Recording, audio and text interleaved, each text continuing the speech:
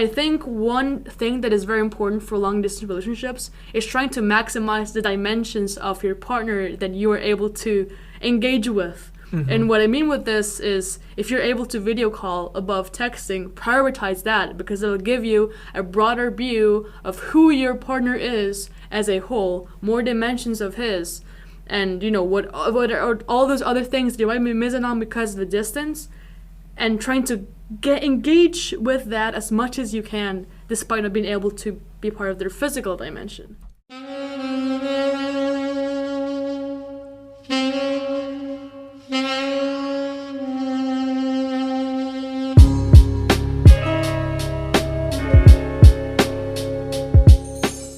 Hi everyone, welcome back. This is the Verbaman. Oh, no.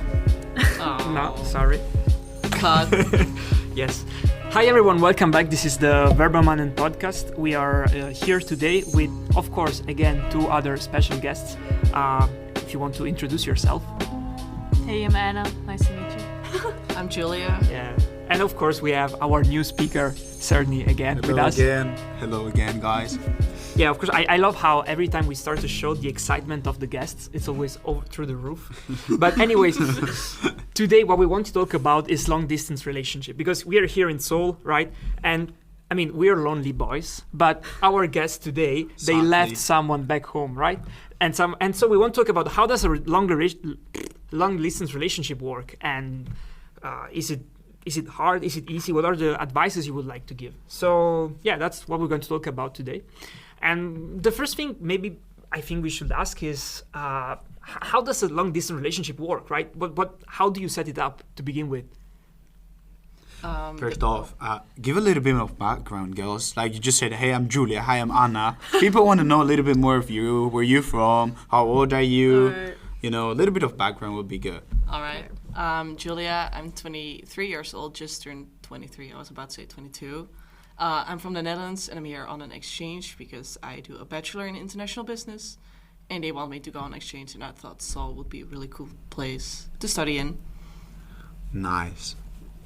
Oh, well, my background, all right. I'm Anna. I'm from Colombia. I also came here for an exchange, just for, 1 semester, checking out a new place, and that's pretty much what I'm up to here.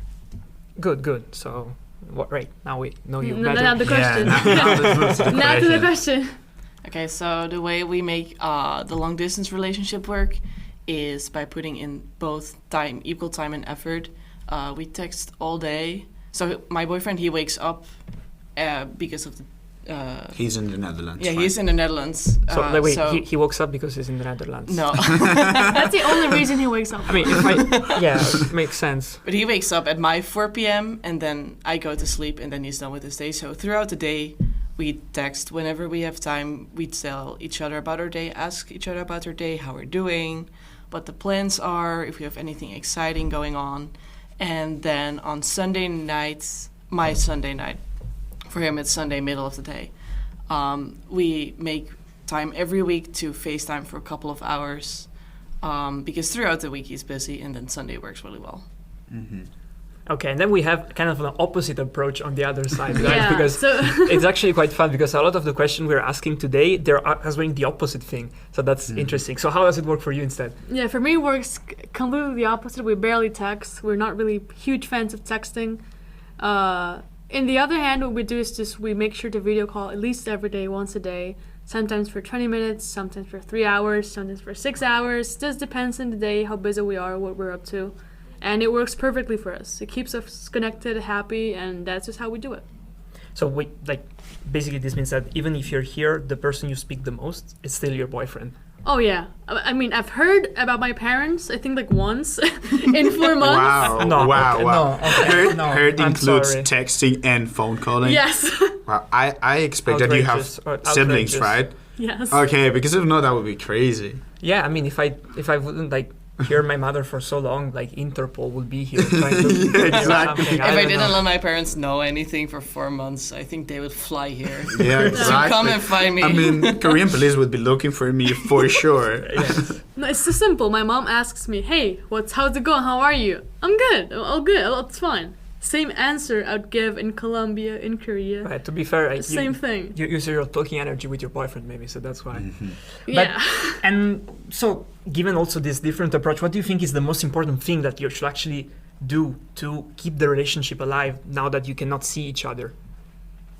Most important thing is that you're both just committed and put in effort to stay in contact, because staying in contact over text, over video calls, or whatever, it's the only way you can stay connected. So if one of you doesn't put in the effort, stops replying, or doesn't reply for a really long time, then there's honestly nothing left. Or if someone calls off the weekly FaceTime every time, there's nothing. So you just have to put in the effort. That's the most important thing. Yeah, it's like show that you actually want to do it. Yeah. I Fair totally enough. agree. For me, it's the same thing. I think effort is number one thing. And of course, like communication. There's one thing you can hold on to your long distance relationship is communicating with your partner.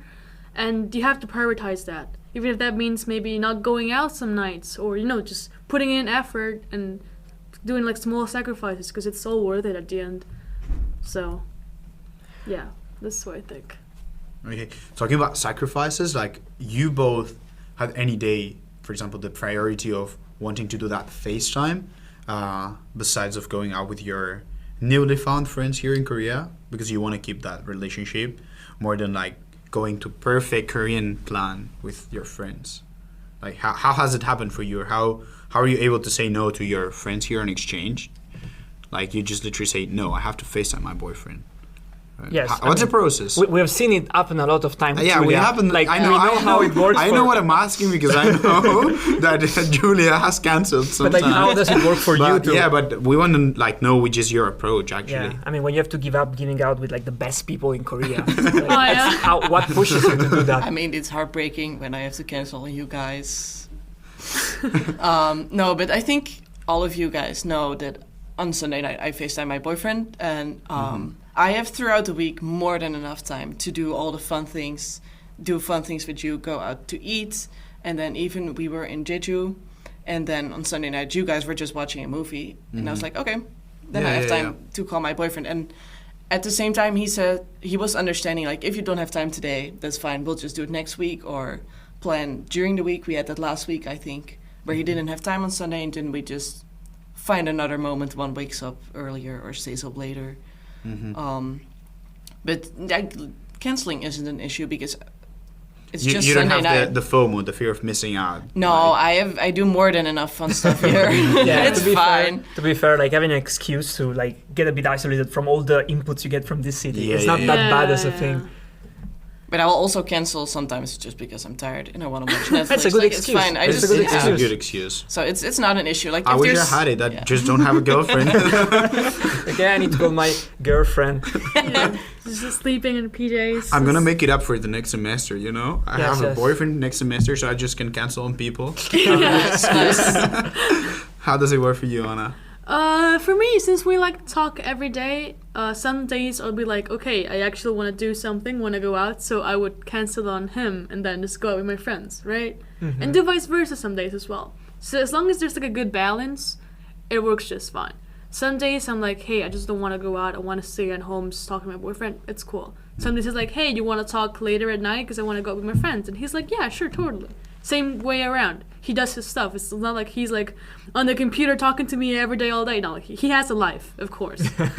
just to be fair, be clear about that.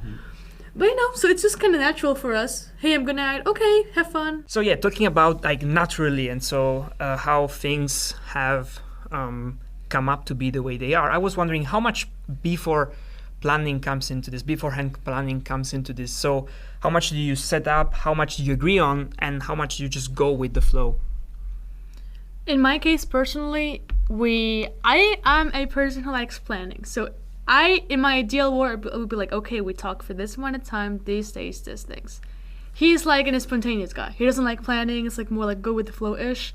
So I'm trying to let go a little bit and just go with the flow as well. And I found out that it just works perfectly. Okay, so you like balance each other out with like.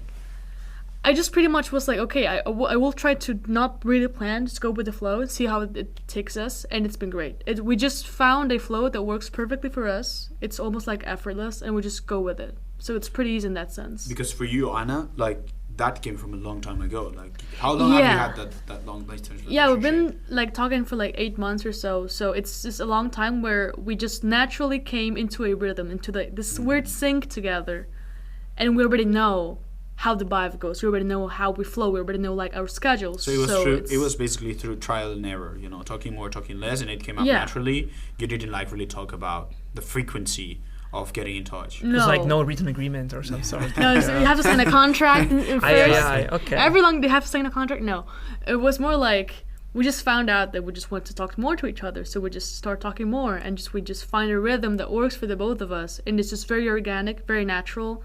And both in Colombia and in Korea, we found a different rhythm, but equally working for the both of us. So it's just been like this very natural process. It hasn't really involved a lot of planning, like, okay, we have to talk at least once a day. It hasn't been like that. It just came to be. Mm-hmm. Also, so I feel like it makes it more real, the way that like you're talking with the other person because you know the other person actually wants to talk with you that way. Exactly. We both have like, I guess we talk a lot. You can say we talk a lot, but it's not because we have, it's because we really want to. Okay, great. So it's just part of our natural flow as we go. For us, beforehand, we just agreed on that we would have like one moment in the week where once we see how our schedules line up, that we find where was I going? One moment to make sure to call each other at least once a week. Obviously, before I got here, we didn't know how my schedule was gonna be, on what days I would like to go do things, how my life would be, how the time distance would work out, and also he didn't really know how his board here, because he's really busy as well, how that was gonna sync up with me. So just beforehand, we only agreed to text each other a lot and then have one moment of calling, and then in the first week we already figured out like, okay, Sunday night works really well, and we stick to that. And there's like spontaneous phone calls every once in a while as well, but with regards to planning, we would just see. Yeah, is that like the flow of how things were with your boyfriend before, like in the Netherlands? Or do you like actually live with him and then you don't have to like improvise so much to have the relationship? No, we don't live together, but we live close. Like I live a 15-minute bike ride away from him. So I love very Dutch thing to say. Bike thing. That's how we measure things. So if we would just ask like, oh, when do you have time this week? And he would say like, oh, on Wednesday, and then we meet up on Wednesday. But also if we have nothing going on, both of us, you can just spontaneously go on your bike and go there and show up. So it's really easy. Yeah, taking the plane, it's a bit harder than the bike.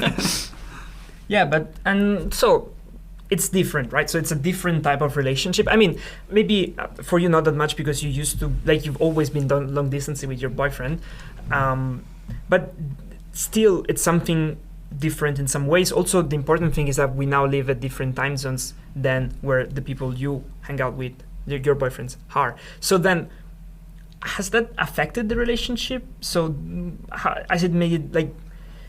Do you think it's like what's the best part? What's your favorite thing about being in like the way you are now? And what's the worst thing that you think it's like about being like, a relationship? Which things from the relationship you think have been strengthened, and where are you finding weaknesses in like your relationship after being long distance, or the thing that you're getting closer to the person? Like, which is your experience in that sense? Yeah, well, in my personal experience, so the last time we saw each other was right before I came to Korea. And if you measure a timeline from that moment up to this date, I feel, and he also feels this way, that we have grown a lot during this time, and we've become more connected to each other and more emotionally involved, more emotionally invested, and just kind of in tune with one another, which has been great. We just feel more connected, we feel more in love, we feel more, fulfilled and happy in our relationship as these months have passed. And it's greatly due to the fact that we just get to communicate to each other what we feel constantly. We do like check-ins as well. Like I make sure at least once every time. Yeah, I like to do this because I enjoy talking about like feelings and thoughts. He's more like a logical kind of person. So every month when we turn like 1 month older together, I have like this check-in time. So it's like, hey, okay, how have you been so far? Like, how do you think this is going? Is there anything you would change? is there anything that I could do to make you happier? Just something that's working, but what's not working? And things like that. Wow, that's monthly evaluation actually. That's a monthly test, okay? It's just, okay, let's run. Okay, how have you been feeling? Is this working for you? Is this not? It just works. That's actually So really like, healthy. I really like that. We Yeah. really do that, and we really engage in that moment of conversation at least. Like, he's not like the great, like, he doesn't express a lot of his feelings, but in that moment, we make sure that we're both, like, very sincere. And it's like a He's double very exchange open. where like you talk to Yeah. each other and like if there is something wrong, you just talk about it. Yeah, it's a mutual thing, and we just more like talking about problems because we don't have problems. We just reassure each other that's like, man, we're happy in this is going great. Like, I'm excited to be with you. I'm excited to be in this great relationship with someone that I like so much.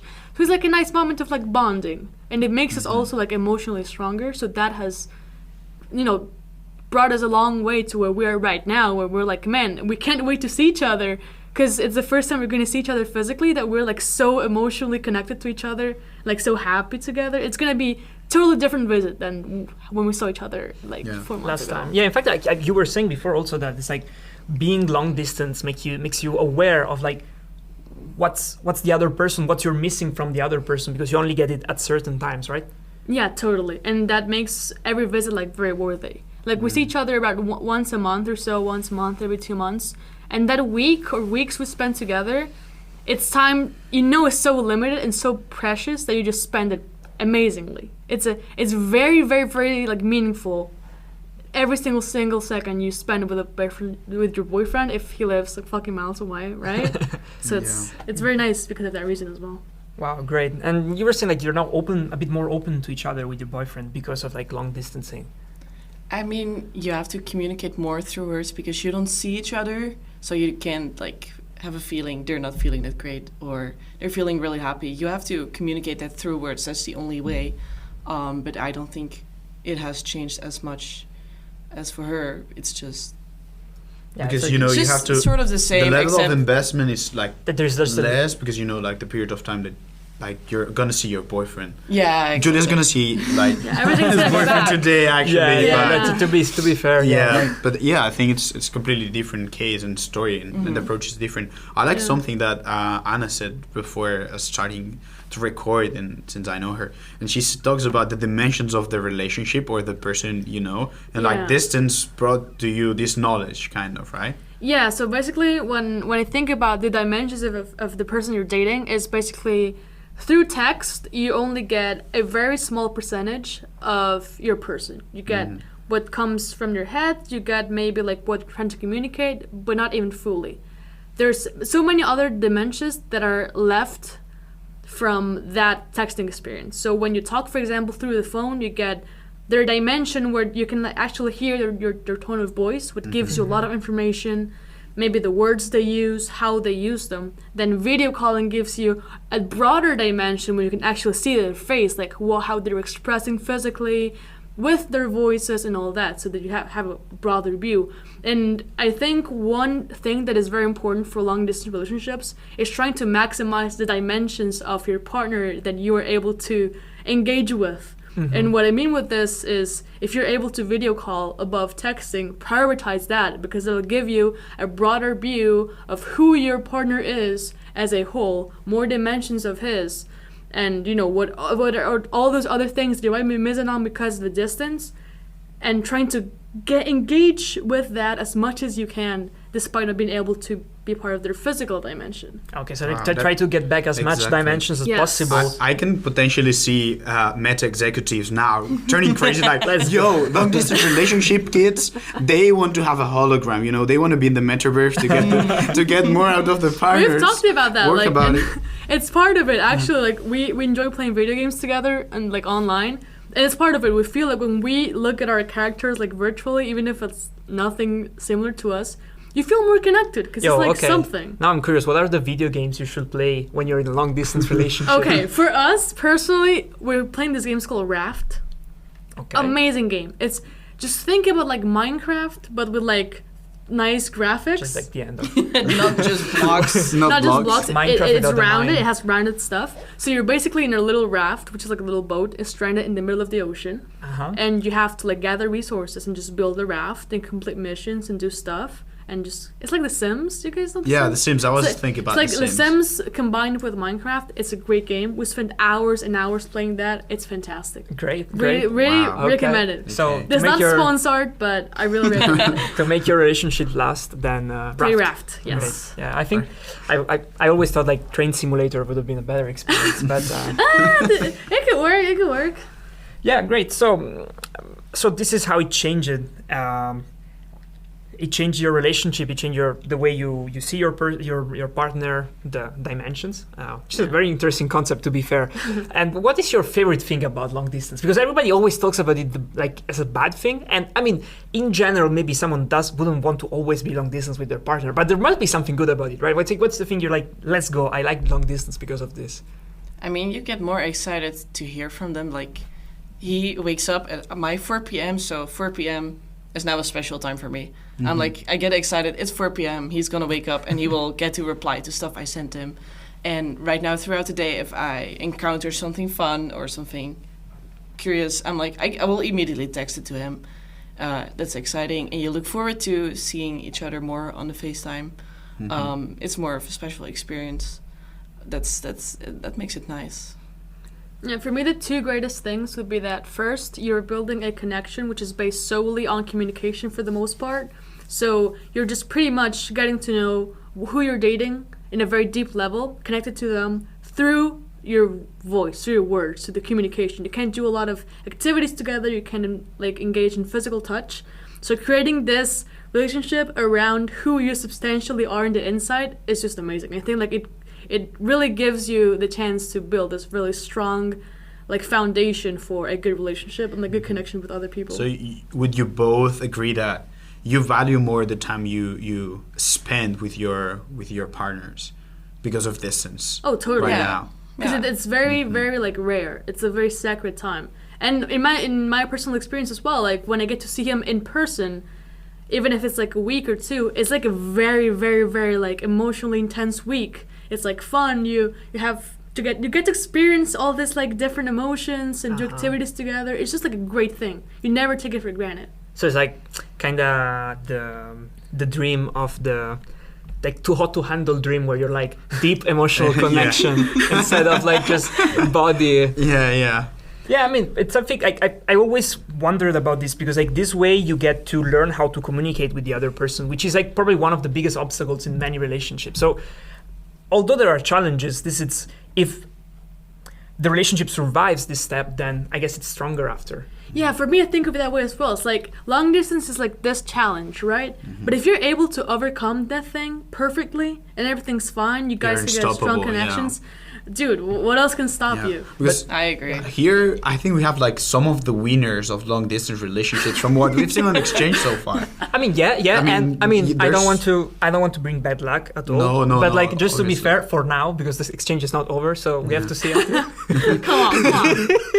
No, but obviously, like, there's people who failed like 1 month later. There's some people who cheated. who cheated, or I know. who just realized that Korean people are extremely hot, Are too and hot to handle. too hot Too to hot to handle, handle. exactly. And they But yeah. just submitted to Koreans or whomever like too fast, or they were not that level. They didn't have that level of engagement. And it's curious, like, to hear from what your perspective. Yes, so that is like another point.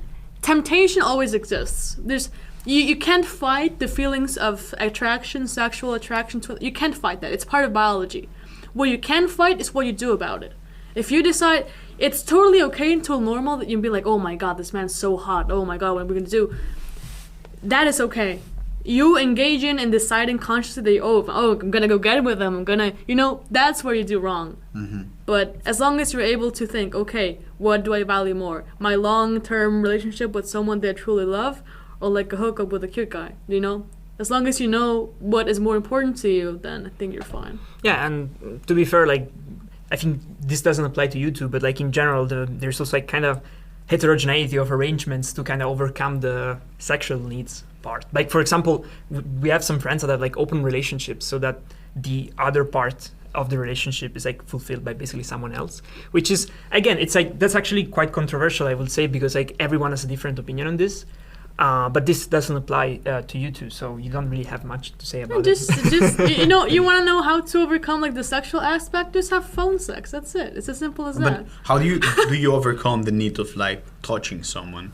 I mean, how has it affected you? Because actually that's crucial in a relationship, you know, Yeah. having each other, touching You each mentioned other. the bear before. I don't know. What? A teddy bear or something. I just bought because I missed like I Sleeping didn't like with someone? sleeping alone. I like cuddling. So I bought a gigantic. Like at first I bought a stuffed animal from the Daiso that's like this big, and then I went to Japan and I bought a gigantic Snorlax, who has now replaced the other stuffed animal, and I just hug him. It's nice. Yeah, It's well- not the same, but it's the next best alternative. I did the exactly same thing. Just like, went to Daiso. Hey, what's the biggest plush toy you have? And she said, this one. I'm taking it. So I just took it, and that's what I sleep with, and that's it. Did this conversation happen in Korean or? I'm wondering. No, I used my I body wanna hug language. someone, you know, showing. Please, very big. Yeah, big and. You know? And she just started hugging you, like, are you okay? Yes, like, can you please? And I just hugged the guy from Daiso, and he Yes. was like, I understand what you're talking about. That's exactly how it went. Great. So now we've talked for a very long time, actually. So I think it's time to wrap up. But one last final question, which is kind of a recurring theme of this show, right? It's like, let's share our wisdom because we know so much, right? So what is the biggest, most important advice you will give to someone that wants to get into a long distance relationship? Yeah, what's the one thing you wish you knew before?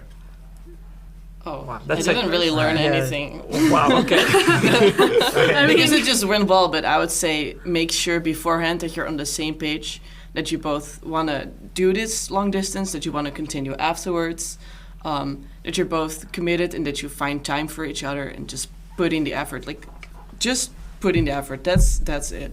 I would say the exact same thing as you said, but additionally, if you're like in a long distance thing, please make sure to know that you have an end. Try to see how you can close the distance and what is the ultimate goal of long distance, making it be as short as possible and just reminding yourself that it is temporary. As long as both parties are working towards making it as temporary as possible and you guys have like that aim, then that's like a great way to start. If there's no foreseeable end, then where's the relationship going? So that's what I think. Great. Wow. So on this very philosophical and deep emotional part, we end our episode today. So thank you very much for having Thank you joined so us. much.